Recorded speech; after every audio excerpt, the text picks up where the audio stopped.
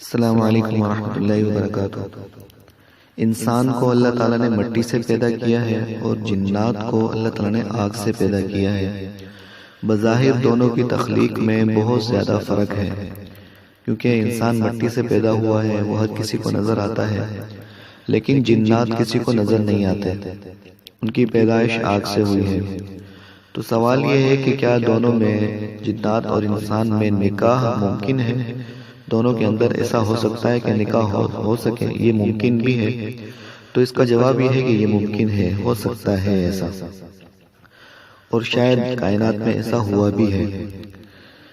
دوسرا سوال یہ ہے کہ کیا ان سے نکاح، جنات اور انسان کا نکاح آپس میں جائز ہے؟ تو بہت سارے علماء نے اس کو ناجائز لکھا ہے اور مکروہ لکھا ہے، اور اسی سے پتہ چلتا ہے کہ نکاح ممکن ہے، تبھی تو علماء نے اس کو ناجائز اور مکروہ لکھا ہے۔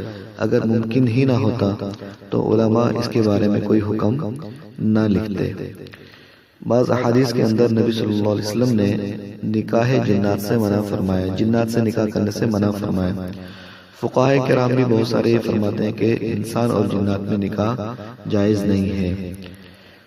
تو بہرحال ممکن ضرور ہے لیکن جائز نہیں ہے۔ السلام علیکم ورحمۃ اللہ وبرکاتہ۔